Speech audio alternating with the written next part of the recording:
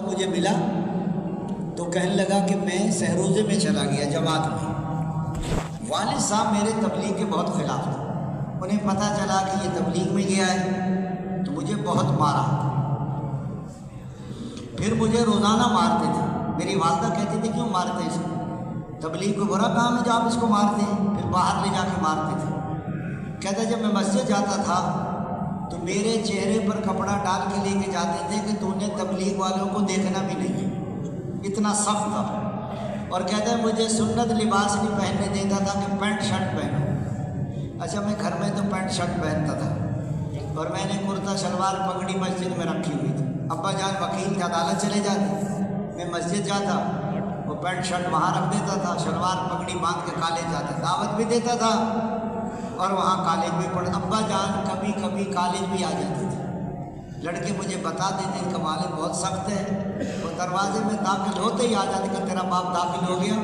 ایک pant shirt میں نے وہاں بھی رکھی ہوئی تھی کالج میں، جلدی سے جا کے وہاں غسل خانے میں جا کے پھنسا لیتا تھا، ورنہ مارتے تھے تو نے سنت لباس کیوں پہنا ہے۔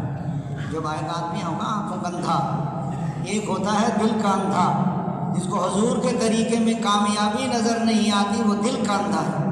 آنکھوں کا اندھا دنیا کے گڑھے میں گرتا ہے اور دل کا اندھا جہنم کے گڑھے میں جا کے گرتا ہے۔ وہ کہنے لگا کہ میں ایسے مار کھاتا رہا، میں نے BA کا امتحان دیا تو چھپ کر رائے آ گیا۔ جب رائے میں آیا تو 65 دن کے بعد ابا جان بھی تشریف لے آئے۔ مجھے پتہ چل گیا کہ ابا جان پکڑنے آ گئے۔ میں وہاں سے نکلا، ریلوے لائن کے پھاٹک والی مسجد میں جا کے چھپ گیا۔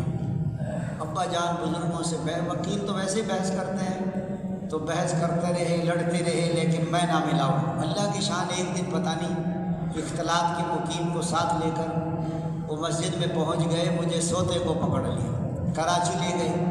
راستے میں ابا جان نے بہت پھل کھلائے، میں نے سمجھا جو اتنے پھل کھلا رہے ہیں تو ایسا لگتا ہے جیسے ان کو تبلیغ سمجھ آ گئی ہے۔ رائے میں 3-4 دن رہے، لیکن مجھے گھر چھوڑا اور بازار سے چمڑے کے کوڑے خرید کے لائے۔ اتنا مارا کہ بدن سے خون نکلنے لگا، پھر بھی بس نہیں کی۔ جانے میں بے ہوش ہونے کے قریب ہوں، ابھی بھی چلا لگا کہ مجھے مل کے گیا ہے۔ کہتا ہے میں بے ہوش ہوں، قریب ہوں۔ پھر کہتا ہے موٹر سائیکل کے پیچھے ہاتھ باندھ دیے میرے، 2 گھنٹے موٹر سائیکل کے پیچھے دوڑ لگوائی ہے۔ کہتا ہے مجھے ایسا لگ رہا تھا جیسے ہوا میں اڑ رہا ہوں۔ پھر وہاں لے گئے پولیس والوں کے پاس مروانے کے لیے کہ اس کو مارو۔ میں اس کو منع کرتا ہوں، یہ مانتا نہیں، تبلیغ میں جاتا ہے۔ تھانے دار بھی ڈنڈا لے آیا، اب مارا نہیں تھا، ایک اور تھانے دار آ گیا۔ اس نے کہا کیا جرم اس بچے کا؟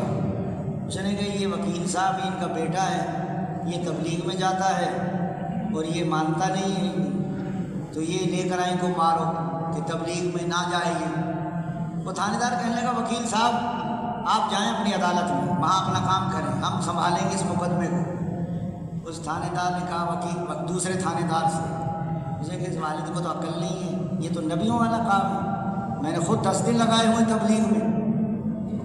اس نے کہا اس کو کچھ نہیں کہنا، تو پھر کیا کریں؟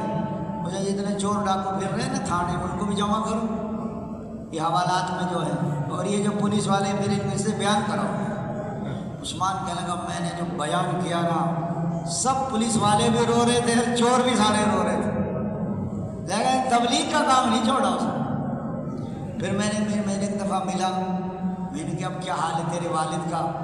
اس نے کہا اب تو اتنے پریشان ہیں کہ مجھے اسٹیشن چھوڑ کے گئے، بیٹا میرے لیے بھی دعا کرنا۔ پھر اس کے بعد بیمار ہو گئے 1 سال، میں نے اور میری بیوی نے بہت خدمت کی، روتے تھے کہ بیٹا میں نے تیرے ساتھ بہت ظلم کیا ہے، مجھے پتا نہیں تھا کہ تبلیغ اتنا اچھا کام، باقی بچے قریب ہی نہیں آتے تھے اس کے۔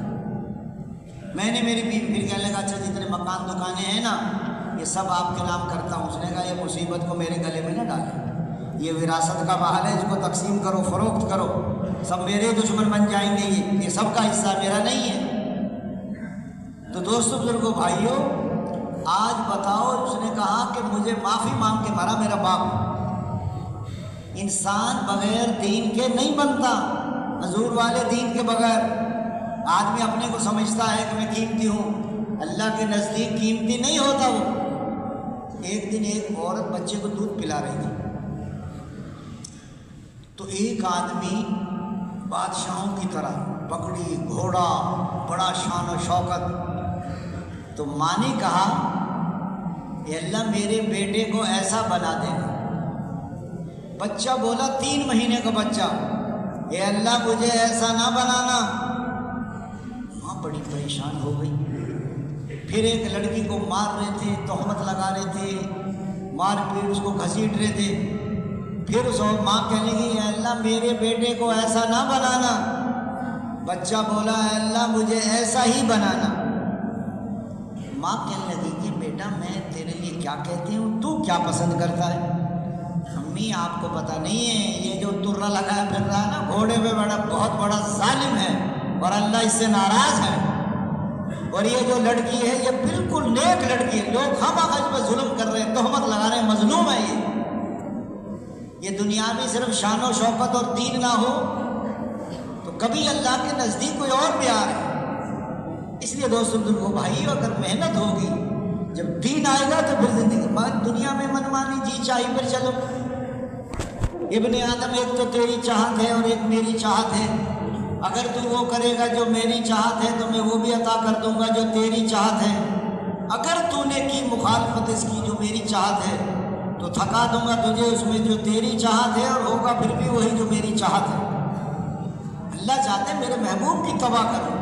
منمانی چھوڑ دو, رواجوں کو چھوڑ دو, قوموں کو چھوڑ دو, برادری کو چھوڑ دو. دین کے خلاف اگر کوئی آئے تو اس کی پرواہ نہ کرو.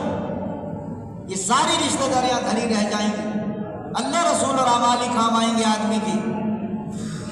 اس لیے فرمایا دوستوں کو بھائیوں, جب آدمی قربانیاں کر لیتے ہیں پھر اللہ کی مدد آتی ہے. جیسے بدر میں آئی, جو مار رہے تھے وہ مر رہے تھے, جو پیٹ رہے تھے وہ 70 قتل ہو گئے, 70 قید میں آ گئے, اور مار کھا کے مکے کو. پھر فیصلہ قدرت ہے, اللہ مسلمانوں کو غلبہ دیتے ہیں. ایک زمانہ تھا جب حضور پاک صلی اللہ علیہ وسلم نے یہ ایران کے بادشاہ کو خط لکھا اور کاسد بھیجا. وہ کہنے لگے درباری خط ہمیں دے دو, ہم پہنچا دیں. بات نہیں, اس کے ہاتھ میں دینا ہے. جب اس نے خط پڑھا تو غصے میں بھر گیا.